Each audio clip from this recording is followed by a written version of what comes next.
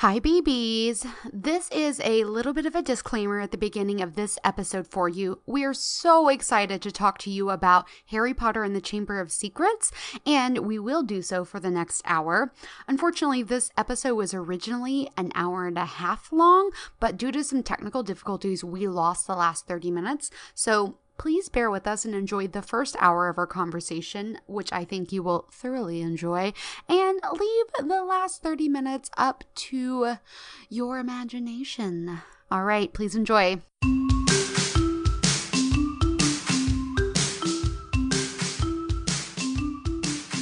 Hi, BBs. Welcome back to Beauty and the Bitch, where we keep all of our secrets in chambers. Like a fucking idiot. Anyone is gonna find it there, Mickey. I didn't know what. We fucking said we weren't doing the British accent. Mother! That is so this terrible. Is how I talk. What?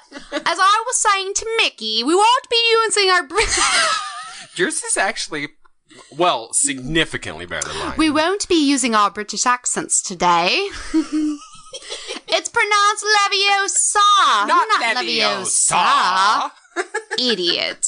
I wish that... Okay, first of all, I'm Morgan. Oh, and I'm Mick. Thank you for joining us back today for a part 2 of a never-ending Harry Potter discussion. It feels that way. Because this is going on forever, guys. It's never going away. You know, biblically, 7 was the number they used if they meant number beyond count. Wait, what? Yeah. So, like, my mom... Like, now what I would be like, infinity. The 7 was there. Yeah. It's That's like, short-sighted. If you were like, how many reasons do you hate me, Mick? I would say 7. But you wouldn't have a specific... It would probably be like 5 and then like also and probably then a lot more. Everything. Yeah. That's so interesting. I feel like we should in the future do a secret history of the number 7 because I feel like there are other ways that number is powerful in numerology. And I would love to know more about that. Book. Oh, God. I feel like, don't you feel like it's so far from now when we'll be discussing that? No, I see the full avalanche of those books crashing down. Like literally because you were moving a stack of them earlier? Yeah, because I was going to get the second one. I was like, this is the heaviest stack of books that's ever existed. Yeah. This is like 2 tons of writing. It's pretty big. It's pretty big. That's for sure. Well, and then when we finish discussing the chamber or the whole Harry Potter series, then of course we have, you know, the Fantastic Beast movie series that is now underway. We have the Cursed Child book / script that we can discuss.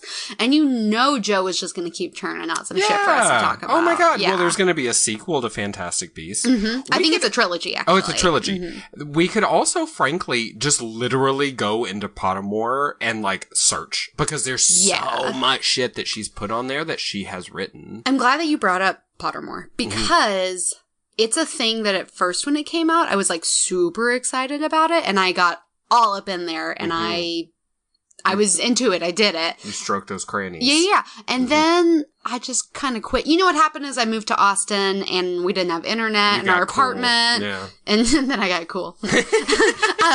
But I just got busy and I kind of forgot about it. And then it, of course, kept expanding and I just haven't given it any attention. But before there was Pottermore, J.K. Rowling had a website, which she still has, but there was like hidden secrets and like, unpublished writings and things that you could uncover by doing things on her site. And it was all very like rhythmically based. Like if you click the trash can twice and then, or the waste bin, excuse me. If you click the waste bin twice and then you like clicked on like the owl feather and then you turn the light switch on and off because the background was like a house sort of. Yeah, it was interactive. Then like you uncovered a secret. And girl, I ain't mean to brag right now. I think you do. But I uncovered Uri's secret because I got a badge when I got done because you have like a login and she was like, congratulations, you have uncovered everything there is to uncover. True or not true, she literally came to your house and said that to you in person. She's here right now. Welcome yes, Joe Rowling. I'm so glad to be here. Okay, so that was totes a lie. Joe Rowling is not here. We really shouldn't tug at their heartstrings like this. But I did recently listen to an interview that she did do. And whoever those people were, their podcast, fuck those lucky motherfuckers. Because she doesn't do a lot of interviews. No, how did they get her? Probably like sex and drugs. Like just general. the normal ways, yeah, like what we will be offering our future guests. Yeah, like that like kind of shit. Like how I tip the cabbie. Yeah. I don't have any money, but would you like a hand jibber and a spot of Coke? I would. Thank you for asking. Also, one of my favorite things that have ever happened is I read this headline from like a newspaper in London, and Jo Rowling has like an estate there, of course, and covering her estate instead of a fence around the whole thing are giant hedges, but it like butts up to like a main road, like the front or the back or something. And so anyways, the headline was read as following: Jo Rowling gets her bush trimmed, backs up traffic on like whatever for like miles and miles. So like Jo Rowling trimming her bush is like kind of a big deal in London. I mean, everything she does is a big deal. It literally stops traffic. And that's not fair, because I trim my bush and don't nobody care. Even when I show it to them. I say, look, my bush. I've trimmed it. My bush, my bush. Think? Yeah. And they just walk past me like I'm crazy. To be fair, your bush is like always hanging out of your pants, so like people are not impressed. I think we're talking about two different things here. Wait, what's happening? I was talking about my bushes out front. Girl, you live in an apartment. I do have one cactus out there. Your old cactus doesn't need trim. So this is sort of a non sequitur, but today, so I have blonde hair. I have blonde hair. And so this is real. This is real state. I'm really trying to inform you about my life. Okay. And then so I never have had a huge issue with like body hair, like also not to brag, like my leg hair is just like mostly non-existent and also blondish. And this like recently, it's gotten darker, I've noticed, and like I have to shave it more frequently. And like I was like, okay, well I'm getting older, I guess, like maybe whatever, it's a part of my life.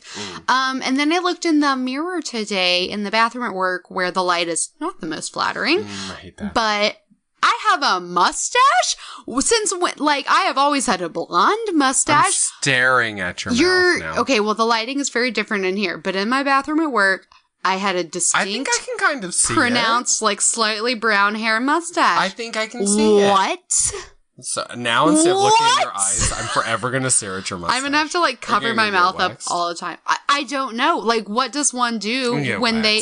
But then you have to do it all the time. You know that thing where threading? Yeah, you could thread it off. Okay, that would hurt like a. But then I have to keep that up because then it just grows back, and then you could just bleach it blonde then. Oh God, I don't know what to do, and I'm dismayed. Even better, you just rock your mustache and you just be yourself. I kind of think that's what I'm leaning towards because of like effort, but also like I've gone 28 years without having a mustache, and this is all just like really sudden. And it's like not a commitment I would have chosen to make. Like if my mustache had asked, like, "Hey, do you want to like get together?" The answer is no. No, busy. I'm sorry. Always busy. Yeah. So that's what's going on in my life today, and it's tragic. You know what I've realized? That is tragic. Are you staring at my mustache? Yeah, I am. Stop it!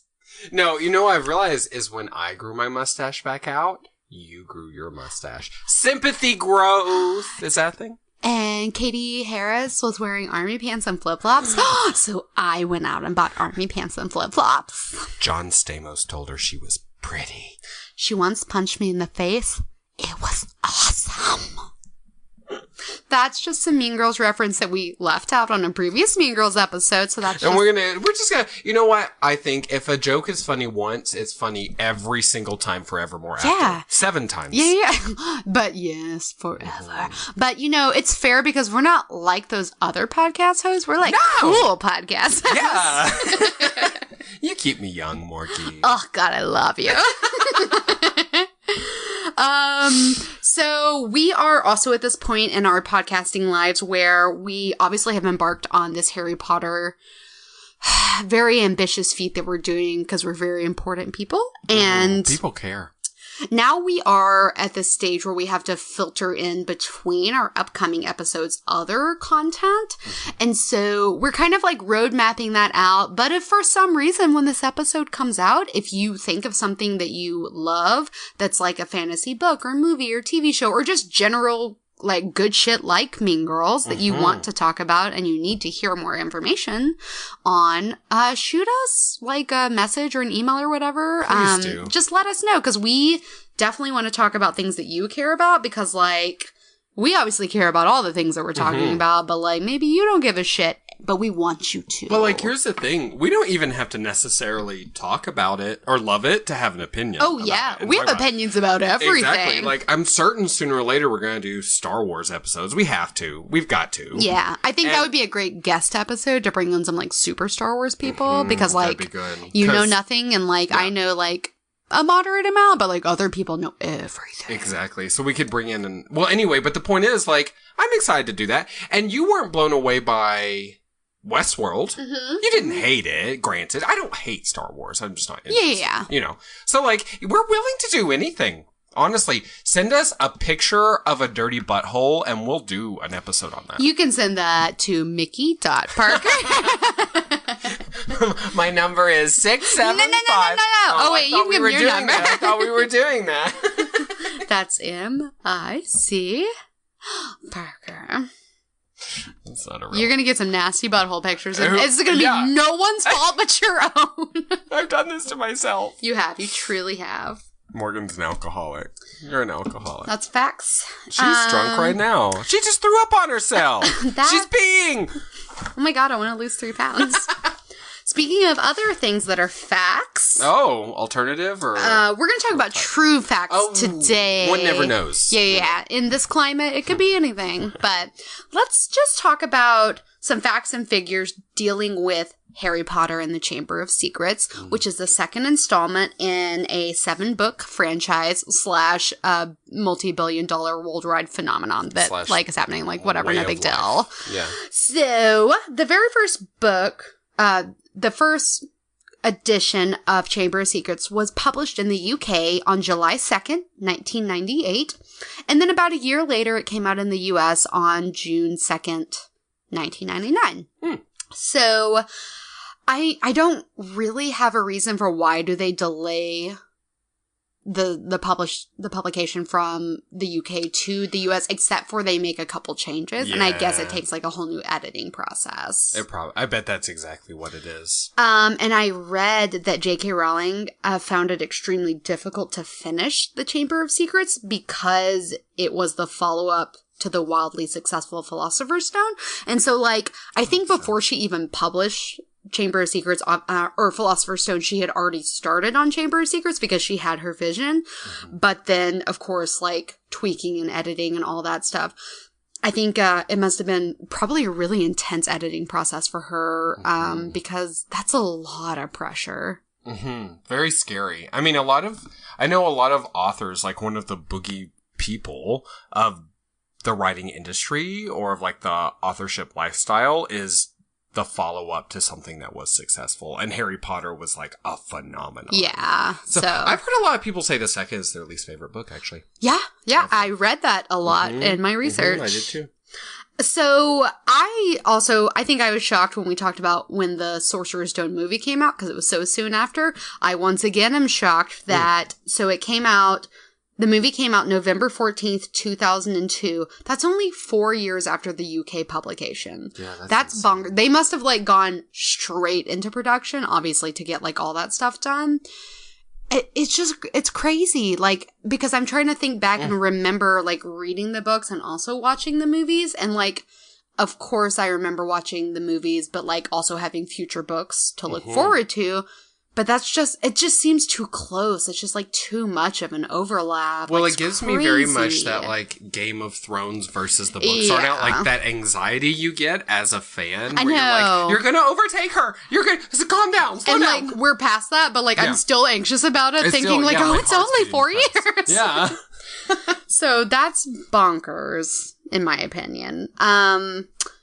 Also, like that would mean that the young people that they cast in it, they didn't know the fate of their characters, and so that's also a really interesting place for them to be in, I feel like, because their characters are always evolving, which, of course, the Game of Thrones characters are in the same situation. And so are we in life, I guess. Yeah. Maybe it would actually be helpful as an actor to be like, The future is uncertain. All I know is, like, what's right in front of me right now. You know, in The Magicians, they have that library, and everyone has a book in the library. Do you remember that? And I always found that terrifying because you could take your own book off the shelf at, like, theoretically and see, like, what happens. And then, of course, they're like, we don't recommend it. Right? Yeah, no. But, like, I don't even want the option. And I don't even want to know. In that universe, though, like, the book is written, right? It doesn't change, right? Yes, the book is written.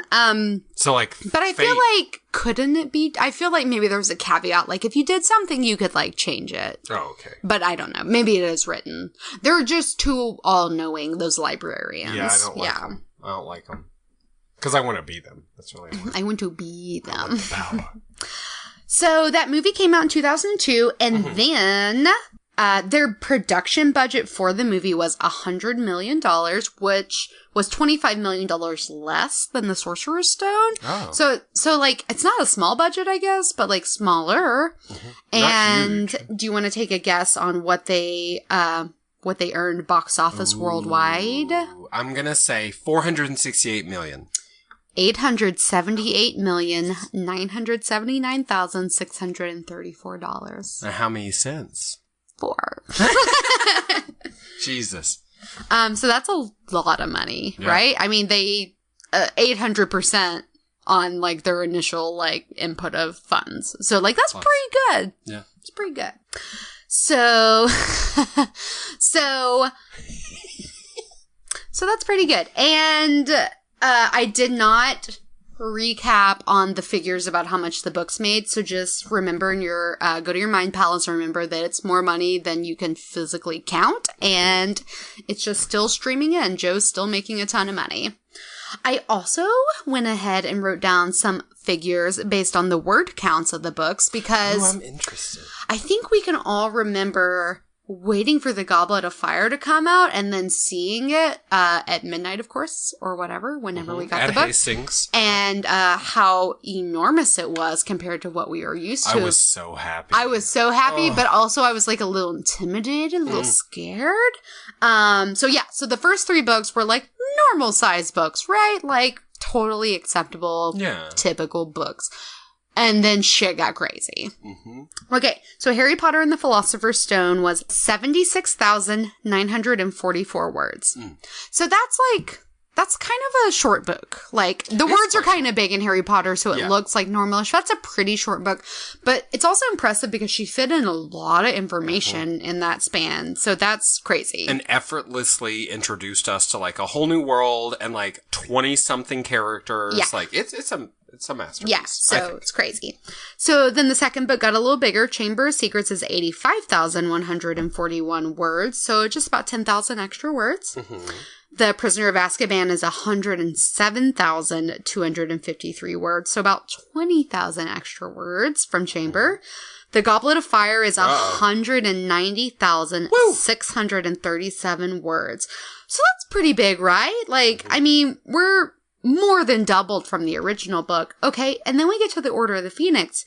257,045 words. Oh my God. That is crazy. It's 67,000 words bigger than the Goblet of Fire. That's almost how many words the very first book was. Yeah. That's crazy. Yeah. And it's weird because in my mind, I remember Goblet of Fire looking like the biggest book, probably just because it was so shocking in comparison, but Order of the Phoenix is the longest book in the series. Is it really? The absolute longest? Yeah. Oh my God, I didn't know that. And then she brings it like back down a notch with the Half-Blood Prince, 168,923 words. And then the Deathly Hallows is 198,227 words. So the last 4 are just like all long in general, but it's interesting to see Order of the Phoenix being the longest, in my opinion, because I don't recall that at all. Interesting. Well, you know, it's funny because I guess my enjoyment of a book doesn't have much to do with the length, because at first I was going to say Order of the Phoenix is my least favorite, and it also happens to be the longest. I wonder if that's connected. But my favorite is Goblet of Fire, and it's just a little bit shorter. And was the one that I think of as the big one because it was the first big one, you know? Yeah, and I think that's why. I think we just have this, like, memory of it being so much bigger. And just so excited, yeah. Yeah, and it was so great. So That's a lot of words that we have read and read and read and High read fives. over again. Yes. Nails it. We can read. We're books. So smart. I mean, one of us is. It's me. Yeah, baby. So I also think this is a testament to, like, last Harry Potter discussion, we discussed all the, like, religious nonsense reasons that people will use to not let their children read. And that was just Harry about Potter. The first book. Yeah. There's so much include, more. Like, yeah. Horcruxes and that kind of shit. Oh, girl, I bet they don't like that. Girl, who does? Those are horrible. That's scary. That's horrible. But if you can get your kid to read that many thousands of words voraciously, do it. Just let them. Yeah, it'll be good for them. Yeah, for sure. It will give them tools and skills they'll need as adults. So that's what's happening with the book counts. I thought a lot about the lives of, like, the kids on the set because, like, when they were cast, I remember reading this, like, anecdote, like, the kids who got cast as Fred and George Weasley, they were in school, they left for an audition, they came back, they got a phone call, you got the job. And so they told everyone in their school, like, hey, we're gonna be the new, like, Fred and George Weasley. Nobody believed their asses. They left, they filmed a movie, they came back, movie came out, and they were like, oh shit, you are Fred and George Weasley. So, like, some of those kids are trying to just live, like, a normal life, like, around, like, the movies. But then, like, Daniel Radcliffe, Emma Watson, Rupert Grint. No, they're, like, taking classes on set, like, studying a couple hours a day, like, moving back and forth. Like, they're on, like, a strict, like, schedule. Like, and it almost, like, brings to mind, like, the issues of, like, working children. Like, is it, like, too much? And, like, did they, like, learn enough? I mean, Emma Watson went on to, like, go to college and go to Brown, and she's obviously very intelligent and has, like, a good head on her shoulder, but, like, was that of her own volition, or, like, were they making sure those kids learned enough? Like, well, I feel it's such a gray area. All three of them seem very well adjusted, and, like, they've picked very different paths in life, but they've all, like, done things, you know? So I would think that however they figured it out, it's probably okay. You know what? I bet it was like, what's that movie where Robin Williams is a boy who looks much older than Jack. he is? Yes. I would imagine they get a tutor. Like that's childlike, like Jack. No, not Jack, but you know, he had the tutor, right? Yeah. And I forget, who is that? Oh, girl, I don't remember. It's been a minute. It wasn't Jack Black, I can tell you that. Anyway. But I imagine they had, like, really amazing tutors. Oh, I'm sure they did. I think it's just such an interesting dynamic, too. And then, like, of course, we talked last time about how Daniel Radcliffe openly admits that he became, like, a raging alcoholic in, like, his late teen years. No idea. Yeah. And it's just, like, it's great and it's cool and it launched their career, but, like, how child stars often, like, fall off and don't ever go anywhere. Luckily for them, they're all still doing stuff and, like, have a trajectory. Drew Barrymore made it through the rain. Mostly. She had some times. But girl, where Lindsay Lohan at? I know. Queen. Mean Girl, best thing she ever did and did nothing. She did Prairie Home Companion. Which sucked. And then she did 12 pounds of cocaine. But, you know, I really empathize with those kids because when I was in second grade, I was riding the bus home from my elementary school in Malvern, Arkansas.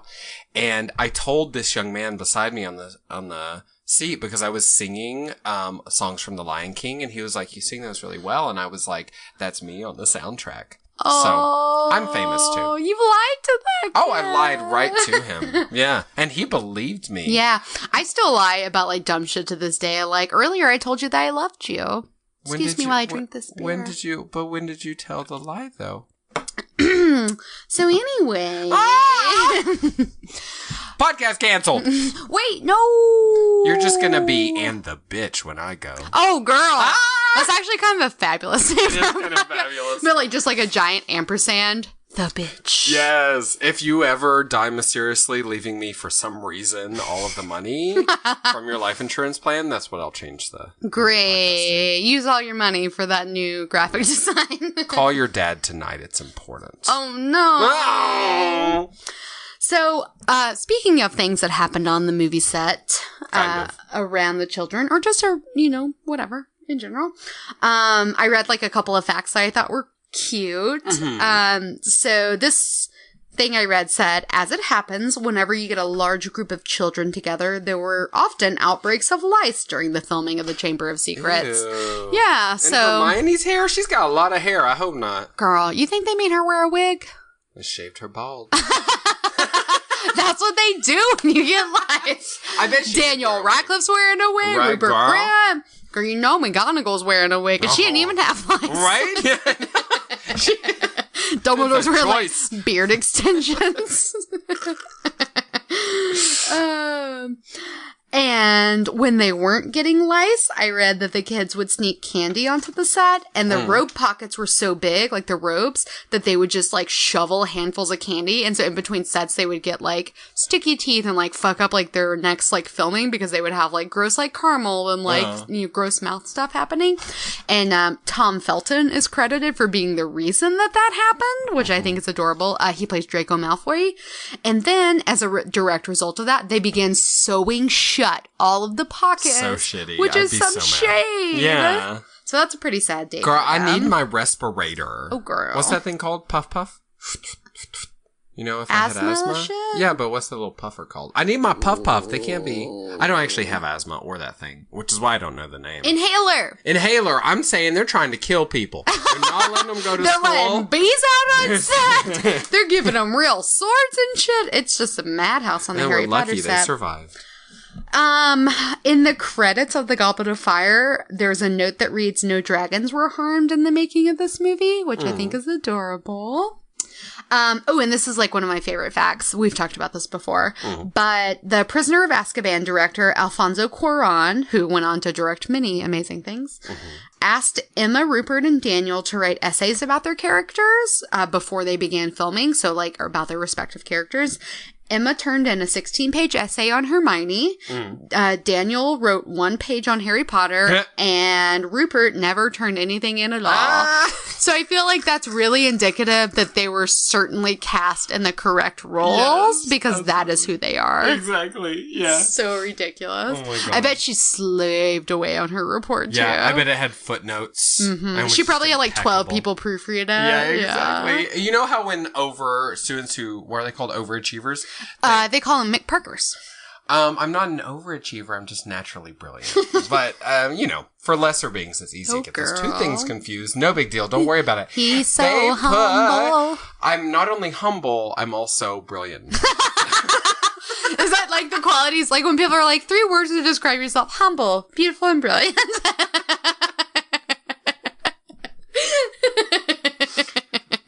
Whatever, girl. Embrace it. I'm embracing it. It's me. What the overachievers, when they turn in an essay and they've got like the beautiful like envelope thing and it's like clipped into the, and they have like an annotated like dictionary. I legit did that on a paper I did in college one time. Oh my God, I felt so extra, but my paper was on rock art. Archaeology, and I had so many images I wanted to attach and annotations that I had to just like chunk them in at the end. And my teacher was like, "Girl, not necessary." True or false though? Instead of studying rock art, you literally just got high and dug rocks out of your front yard. Yeah. That's what I heard about you. It's the same. As long as you write up a paper about it, it's fine. I mean, right? You're still using critical thinking skills. Totally acceptable. Okay. That one's true. Yeah. So you had mentioned that some people think The Chamber of Secrets is the worst book in the series. I have heard people say that. So I am not prepared to give you my annotated ranking of Harry Potter because I'm in a different place in my life and I'm in a reread and I feel differently, but I can certainly tell you right now that my ranking from the 2 that I have read goes number 1 and then number 2. Oh yeah, 100%. Me too. So the first one, in my opinion, is better. Yeah. A lot of the things that I read people didn't like about it is that it felt a lot like a rehash of the first book. I can see that. Which it does. I mean, as far as like the end and the climax, yeah, it's pretty similar. Like, Harry goes on an adventure with his friends, he loses Hermione along the way, and then he loses Ron, and then he has to like face the beast by himself, and then he succeeds, and then Dumbledore gives him points, and then Gryffindor wins, and then everyone's happy and go home for summer. Yeah. So like, a lot of that is what happens in every Harry Potter book.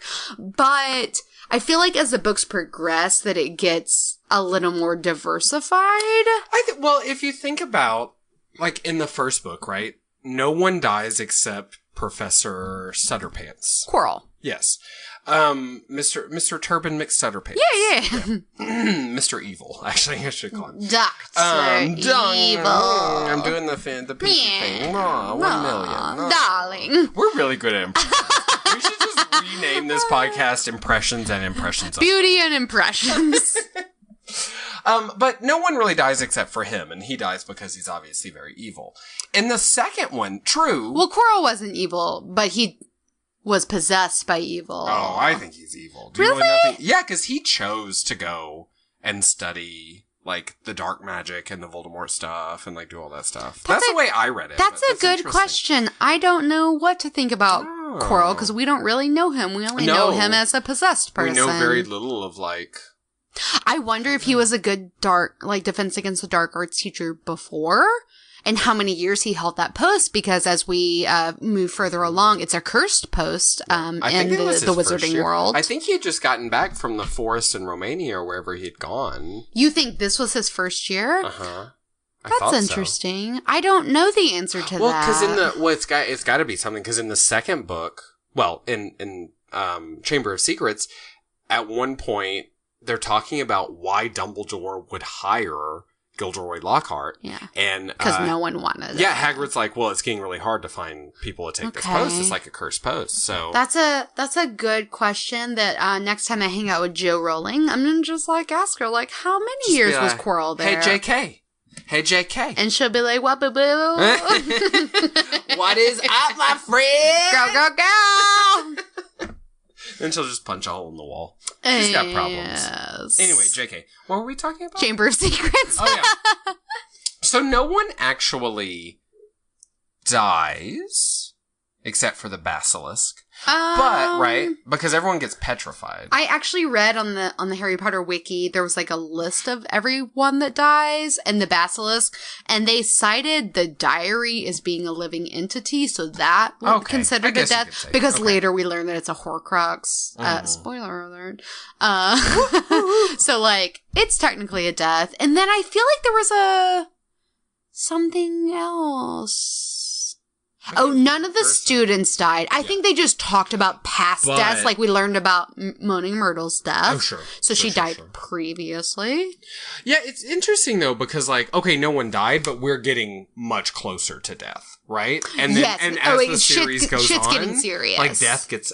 I don't know, it's one of the brilliant ways the series is pulled together. So that's actually... I wrote down some discussion points that I thought would be general topic things we could talk about. And that's actually one of them is, do you think, because the content got a little dark at the end, especially with the basilisk, and I mean, there was a lot of moving pieces with like, Fawkes the Phoenix and his magical abilities and like the power of the basilisk, and like Fawkes like scratched his eyeballs out so he couldn't kill Harry, and then Harry pulled a sword out and like stabbed a giant snake in the mouth. She didn't really describe the violence against the, because Harry, like, is running away and he, like... Because he can't see it. Exactly. Yeah. Which I think is interesting, though, because I feel like in the 7th book, if a similar thing had happened, it would have been yes. But I'm sorry to interrupt. Yeah. So my question is this content too much for children? As far as, like, violence, evil, possession of a child, like, Ginny was possessed. Dark, yeah. And she's also betrayed horribly by what she thinks is her friend.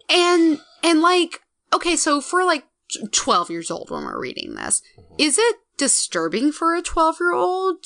Do you think? Like, I don't remember feeling disturbed about it, but Ginny was like straight up possessed and like writing on the wall in like red paint so as to look like blood.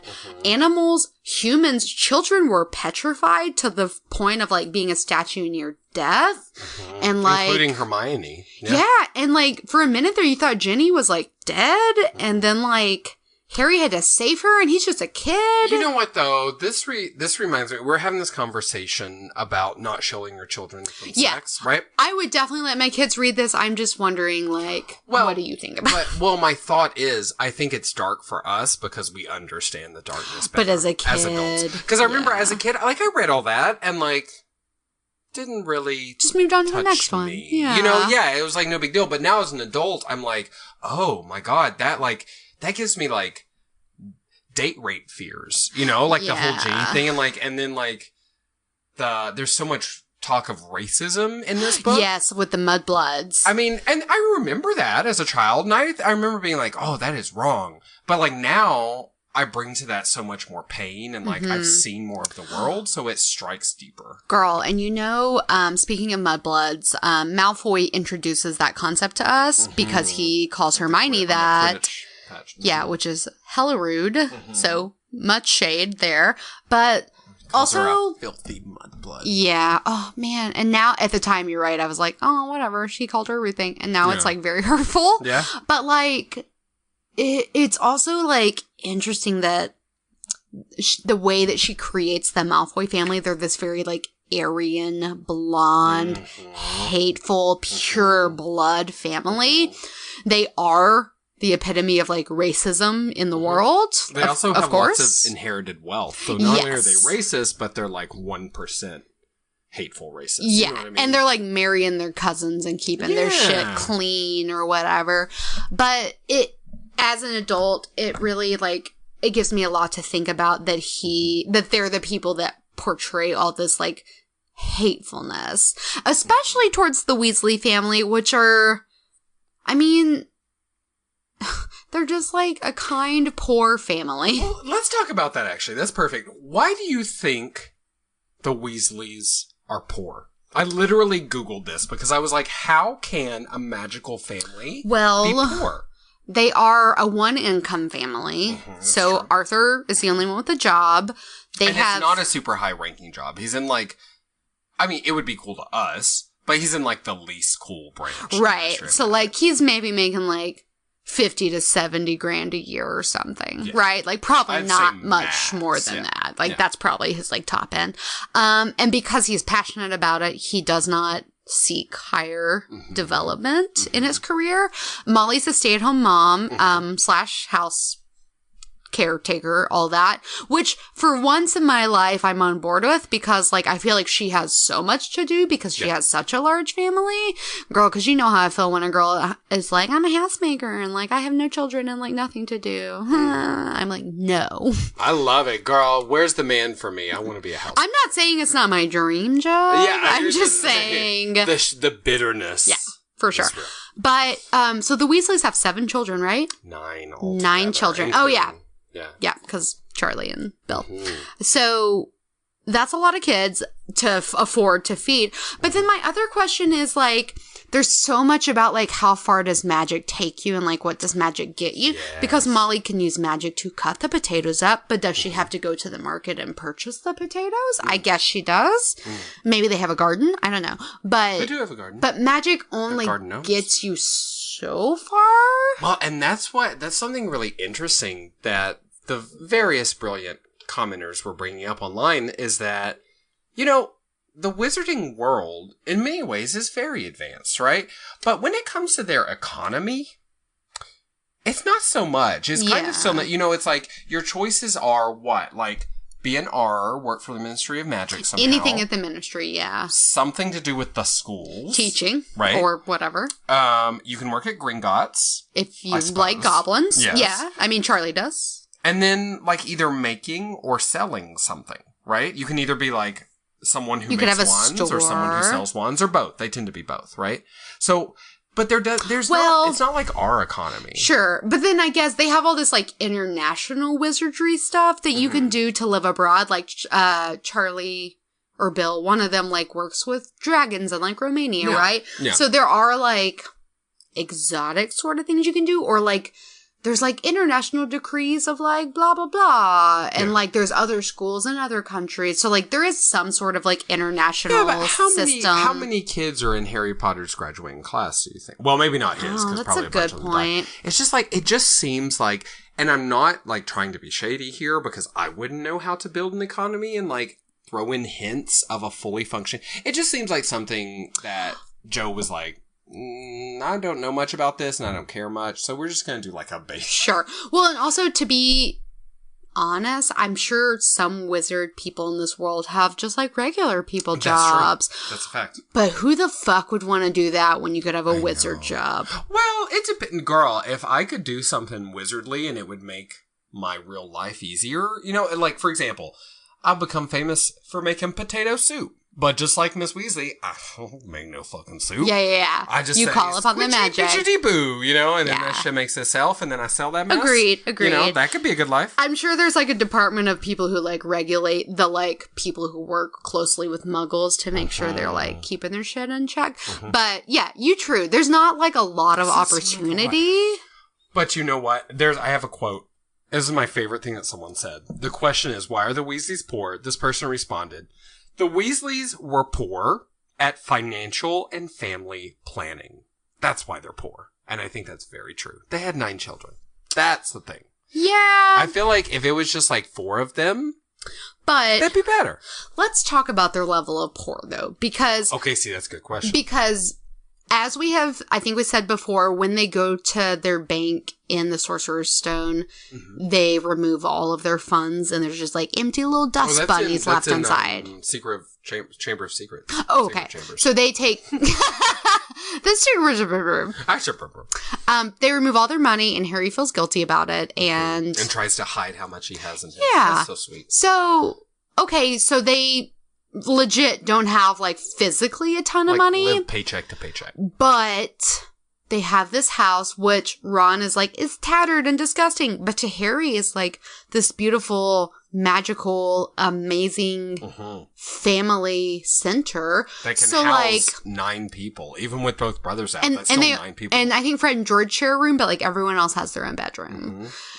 And well, I guess Bill and Charlie are gone, so maybe other people used to bunk together. But still. So they have this beautiful house. I mean, tattered, beautiful house. They have access to, like, fireplaces connected to the Floo network. They have, like, a magical car. They have broomsticks. Nobody goes hungry. They have land. Tons of food. Land, They have tons of food and tons of land. In the back, yeah. So, like... It's like, what is Yes, they're poor. Like, they don't physically have a lot of money, but they have, like, possessions. Ooh, my favorite possession they have is that clock. Their, like, family clock with, like, every dial. There's, like, 9 dials for, like, one for every family member. Or, I guess 11, because parents. And then it tells you on the clock where they're at. And there's, like, a place on the clock that says grave peril. Ooh. Yeah. Girl. Yeah. I'm in that. I'd say I'm there 90% of the time. I think they're all there in the very last book. I think I remember last time I read it, like, noticing that it said, like, and everyone's face was turned to grave peril. You know what's interesting? They describe a clock in this book, in Chamber of Secrets, and instead of it being, like, every Weasley member, it's like, time to make tea. You're late. Yes, I noticed that. And so later like, they introduced that clock, I guess. Yeah, but I was like, fuck this useless clock. Like, I don't need a clock. I could do that with my phone. I could set an alarm and say tea time. So... I'm not impressed. But back to your statement on for family planning and poor financial planning.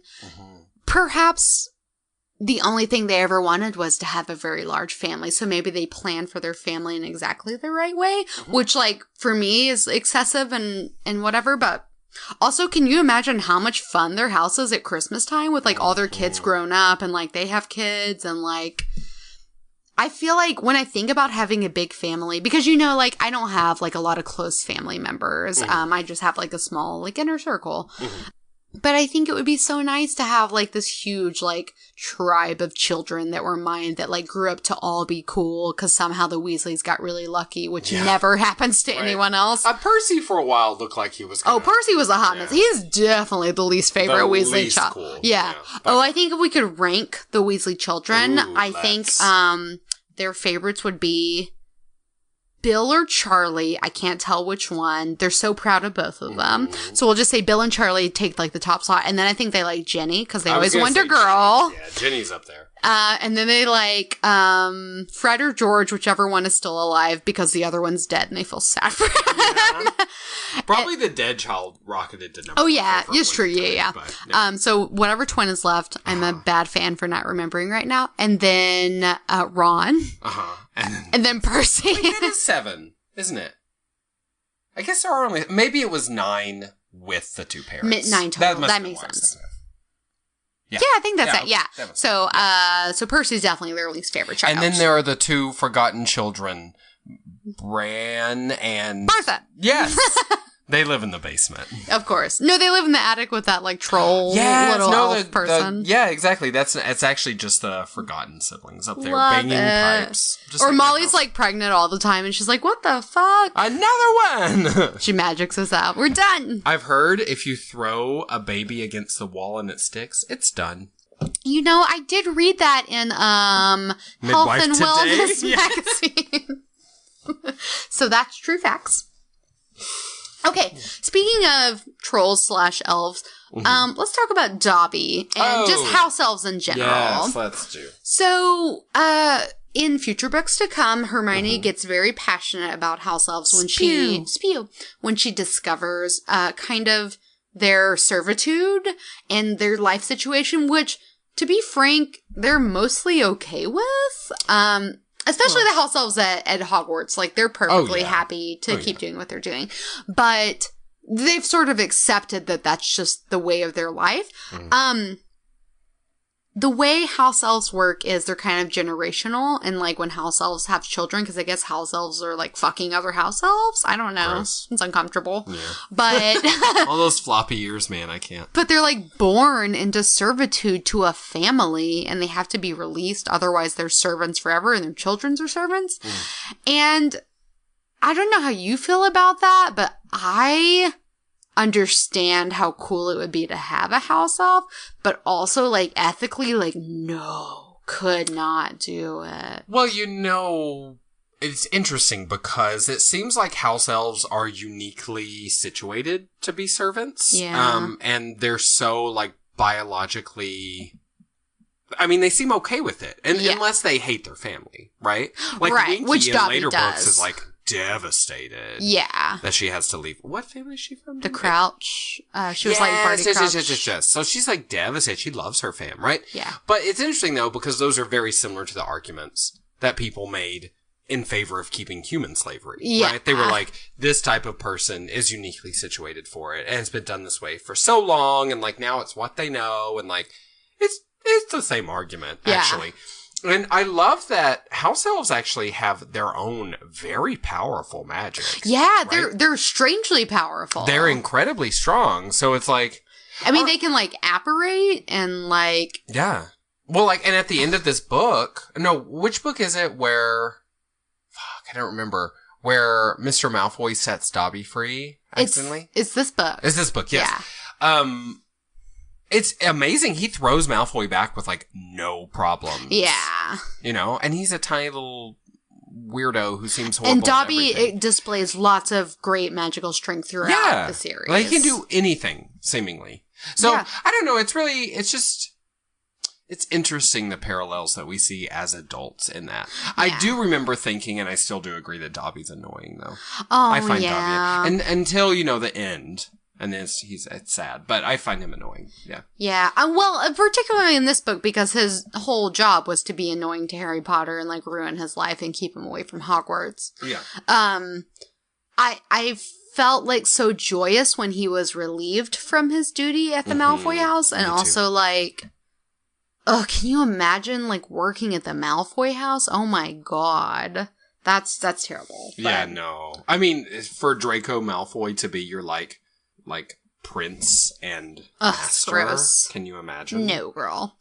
And Hermione is really annoying with her spew stuff, but actually, I'm behind it 100%. Like, it's good for her to stand up because nobody ever cares. And when Ron is like, whatever, I want to, like, slap him. And the house elves, I always think of that, because it becomes important later, the statue that's at the Magic Ministry. Yes, they're like... And it's, and it's got like a house elf, a centaur, a wizard, and... Is there another? I don't know. But I know it's got a house elf in it. So, like, wizards know that house elves are an integral part of their little special magic society. Yeah. Right? They are one of the few intelligent magical races. So. Yeah. So, house elves. And would you say Dobby is your favorite of the house elves we meet? I mean, we don't really know any other person except for Winky, right? Well, we also know old... Creature. Yeah. Old Crubble Butt or whatever his name is. Yeah, Dobby's my fave. Yeah, I guess that was kind of a stupid question because... I guess Winky's kind of adorable, but she spends a lot of time crying. And she's drunk. She's a drunkard. I don't judge you and I don't judge her. I mean, she got to be herself. Same. Okay, so speaking of the Malfoys, a reason it's so important for them to keep Dobby around is because the house elves, they know everything, right? And so it's a danger to let them be released. So the Malfoys have lots of secrets and illegal possessions. So what do you think about that? Like, how did Lucius Malfoy come to own Tom Riddle's diary? Because he was a devoted servant once upon a time, but he was also like, they talk a lot about how he was like one of the first to be like denouncing the Dark Lord when he thought he was dead. So like, why and how was he in possession of this and many other dark objects that we find out later? I feel like reading Harry Potter from like a socioeconomic standpoint, the Malfoys are obviously inherited wealth aristocrats. There's some asshole Trump family. They 100% are. Yeah, or they're definitely assholes. They may actually have been afraid of Trump because he's I don't know, too new and too gonna break up the game. Like I feel like the Malfoys are like a duke and duchess who live in a corner of England and have like a beautiful mansion / whatever palace bullshit castle. But they don't want anything to change because they've had this wealth for so long. Yeah. But often people like that, what they end up wanting to do is just accumulate more wealth, accumulate more things. That's all they know and all they care about. So I bet the Malfoys have some horrible and very valuable things in their house. Yeah, I imagine. And like later, like in the 7th book, I think, Voldemort's like holding council at the Malfoy house. I don't know if you remember that. And Bellatrix is there and everything. And it's like a legit castle. Yeah. Like they live in like a legit mansion castle. Yeah. But that's not like, even if you're new money and you're very successful, like you don't mostly build a castle, right? That's indicative of like they inherited all of that. Yeah, for sure. And Lucius Malfoy, he works at the Ministry, but honestly, off the top of my head, I can't remember what he does there. I don't know what he does either. But he does like something like where he makes a lot of money. Oh, sure. Yeah. I'm sure which he got because of nepotism, I'm sure. Yeah, like by no greatness of his own was he appointed to that. Yeah, so for me, it's almost a question of like not how do the Malfoys make money, but how do they keep the money they have? Yeah. That's really what I think about. Nepotism, connections. Yeah, everything they get. You scratch my back, I'll blow your dick. Yeah. That's the way. Yeah. Borgin and Burkes. Borgin and Burkes? I think that's what it's called. Which sounds like Morgan, but with a B. On Nocturne Alley? Yes. So that's a pretty cool place. He went there to sell some things. And they some poisons. They did a lot of, they introduced, I was really impressed upon like being an adult and rereading everything. They introduced a lot of things that came as callbacks later. So I think in Borgin and Burkes, we see the necklace, the poison necklace that Draco later purchases and tries to send to Dumbledore to kill him whenever he is tasked with killing Dumbledore. But then it gets handed off to like Katie Spennett or something and she goes crazy. But it's so, like, impressive that in the 2nd book, she introduced that tiny detail. And I think we see the Vanishing Cabinet we do. As well. Definitely Harry hides in that for a while. Yeah. So, there's a lot of cool stuff in that shop. And, like, definitely that's a place I would want to go and just, like, browse around. Have you ever read that short story about the Hand of Glory? The disembodied hand with the candle in it? Oh, I don't think so. There's a fucking... It's by, like, someone big, like Poe or, like, Stephen Crane or, like, somebody. It sounds, like familiar, but I don't think so. The Night Robber's Bridegroom? I don't know, something like that. Yeah. I think I'm confusing it with, like, the Princess Diaries. But anyway, whatever. But that's, like, I love anytime an author can pull in something that I recognize, an allusion to, like, other literature, other works. That's why, did you ever watch that movie? It was based on a comic book about all the famous characters who come together. The Avengers. I hate you. No, it's like The Gentleman. The League of Extraordinary Gentlemen. Oh, yes, I did see that. The movie is trash. Yeah, it's but trash. It's great trash. But it's based on a really Sean interesting Connery. idea. Exactly. And he's horrible. And everyone's horrible. It's not his fault. Oh, isn't Dorian Gray like one of the people in that movie? Yeah, he's like the villain or whatever. And he's very beautiful. But I love anytime people bring in illusions like that. So I love he beautiful until that painting gets exposed. Girl, but until they find your painting, you're looking good. Girl. Don't look in my closet. Or my attic. Or my attic. Or my asshole. That's just a good rule of thumb, really. What did you... Okay, let me ask you this. I hope this isn't a which one later in the podcast, but if you had to fight Aragog or... Oh, girl. The Basilisk, you had to fight them. Does Aragog have all his family friends? No, it's just him. Just him? Solos. Though, well, but maybe he's not so old. Do I have equal opportunity for weapons? Like, not to say I have a weapon, but like, same situation, both animals? Let's say in both cases you have the sword. The Gryffindor sword. I feel like... I don't know. It's actually a really tough question. What happened to Frodo? Yeah. Honestly, at first I'm inclined to go with Aragog because I feel like, while he's fast, like, if I got under him, I could, like, make it happen. But whereas with the snake, I feel like you only have one opportunity and it's when you're near his head. Otherwise, he wrap his legs around you. And by legs, I mean his entire body. Girl, do you know what a snake is? I just feel like I have more chances to lose with the basilisk. I agree. Well, because that's the thing is he can kill you with his eyeballs. Yeah. He can kill you. Yeah, I definitely want to go with Aragog for sure. Yeah. I really wanted to ask you specifically because I know big spiders really freak you out. So I was. Well, who ain't scared of big spiders? I love big spiders. Girl, you stupid. I have sex with a big spider twice a week, please. I don't judge. Oh my god. It's about the personality. Oh my god. That is definitely not how you feel. But Morgie, I've actually prepared a little secret history of basilisks. Tell me more. You. Since you're so deeply frightened of them, which I think is very fair, I thought that maybe... But not... I mean, like, it's a fake animal. Okay, girl. I mean, I'm okay with, like, so. I'm okay enough with regular snakes. Like, if I see one, I feel like I don't freak out and be a fool. Oh, sure. Well, okay. Let's tell me. Okay, let's do because then I think I'm going to calm you down a little bit. Okay, this is what I think. I'm hysterical. Oh my god, women always get this way. Am I right, boys? Am I right, boys? She's on her period. Okay. But really, their menstruation attracts bears. And should be scared. I just had the strongest urge to scream out lamp. I don't even think that's not even the right quote, right? But you would have understood what I was saying. There's like a quote, Brian Tamlin, and Anchorman, he says like a million things, and he says, I love lamp, which is what you're thinking of, but he also says that he once stuck a fork full of mayonnaise in a toaster. Just as, like, information to share. Like, nobody asked him a question. But to be honest, who hasn't done that? I mean, I certainly have. I love toasted mayo. Yeah. Okay, true or false, my queen? In Harry Potter, the basilisk's body is as thick as a redwood trunk. False. That is false. Do you know which tree it is said to be as thick as? No, but a redwood is enormous. That would be terrifying. It's too big. It's just an oak trunk. Oh, just a mighty oak trunk. What a faggot.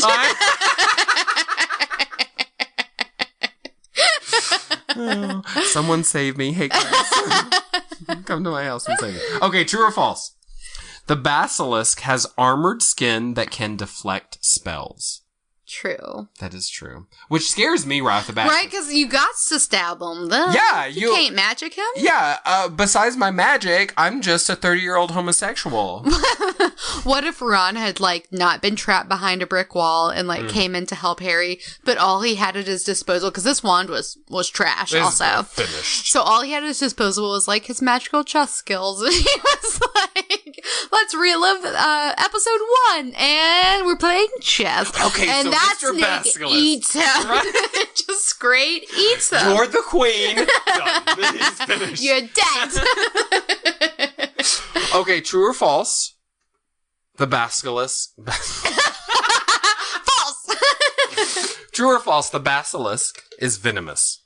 True. False! It's true. It's true. I tried to throw you over the eyeballs. I thought it was too easy. Yeah, it is true.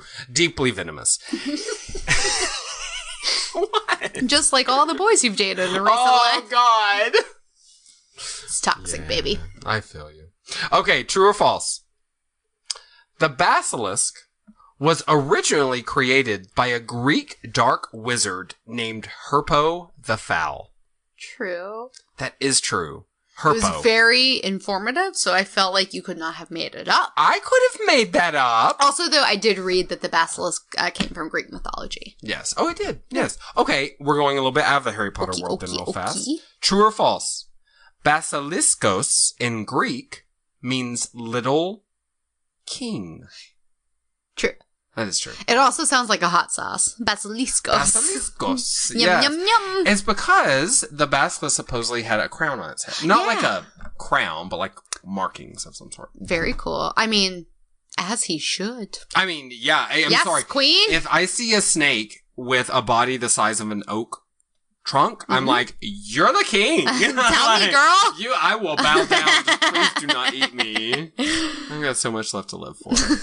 Well. Game of Thrones is coming back. Oh, that's true. Yes. That's all I have left. Yeah. Well, okay, true fair. or false? You bit off that Shady. hateful remark, did you? True or false? The basilisk can be bested by the crowing of a rooster or the odor of a muskrat. True. False! I fucked you up. Wait, but the rooster? The rooster part's Oh, true. but the muskrat thing fake. It's a weasel, actually. The odor of a weasel. Just the odor. I read the rooster one, though, because in, and I don't think they followed up on it, but in Harry Potter, all of Hagrid's roosters were dying. Yeah. And no, it's Ginny. She explains that. Oh, she does. Because remember, she's at one point, she's like, Dear Diary. Oh, because she's killing I think them. I'm losing my mind. Like, I woke Today I up covered killed in 5 chicken feathers. cocks. Yeah. Which, that's a slow day for me. But good for her. She's younger, it's fine. She's like 10. Mwah! Okay. True or false? And now we're outside of the world of Harry Potter. Okie dokie. Okay. We're into mythology. Pliny the Elder's version of a basilisk was only 6 inches long. False. Was it like 12 It's inches? false.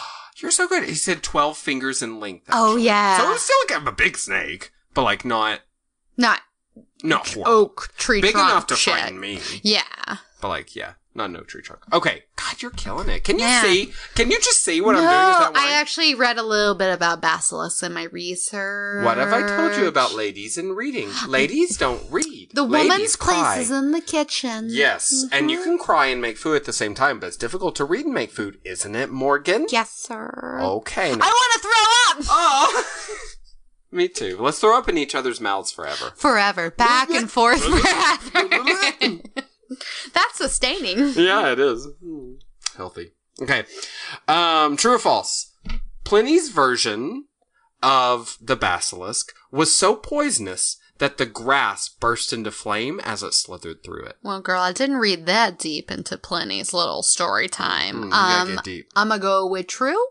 That is true. Nice. And it changed over time. Like, sometimes they were like, oh, it's just, like, it is so poisonous. And sometimes we were like, no, it's its breath. It's like a poison spell. You got a breath. stank breath. We knew a guy in high school with that. Yeah, we did. That's You know what I'm talking about, I know girl. exactly what you were talking about. You get in that car and you'd be like, oh, blank has been in here. Poor baby. He had halitosis. He did. It wasn't, he's a nice man. But, Well, it's like, I can only have one good friend with halitosis. I've already got you, baby. thank you. You're welcome. Thank you for standing by me. Can you, from now on, talk in the direction of the wall? Because I'm just dying over here. And don't feel safe. Oh, Okay, next question. Trump's America. True or false? Powdered basilisk blood was believed by medieval alchemists to turn silver into gold, or to have that property. False? It's actually true. Damn. Yeah, so it's not as good as the That's some Philosopher's potent Stone. shit. Girl.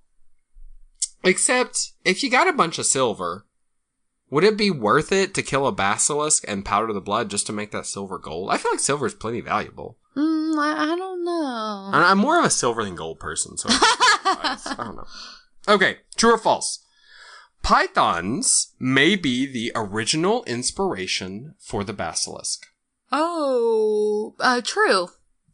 False. And here's why. And this is a part I want to calm you down because I've really upset you. I mean, you're shaking, you're weeping. I can't quit crying. Yeah. I can't start. Aww. Cobras are probably the original inspiration for the basilisk. They're hella scary. Well, first of all, they're deeply poisonous. Okay, that's obvious. Second, a mongoose will fuck up a cobra. Yeah. But they didn't have mongooses in Europe, so they say a weasel, which looks like a mongoose, right? So that's and then they also said in some of the medieval and even earlier Greek sources that a basilisk, when it moves, it doesn't, Pliny said this, it doesn't undulate, wrinkles moving across each other. It moves straight forward up the grass. Which cobras do. Which is a cobra. Which is hella creepy. And they have the crown on their heads. Did I read that, or maybe you don't know the answer, but that and that's where we have some problems. Thank you guys for listening, and we look forward to our next episode coming at you really soon. Bye, babies.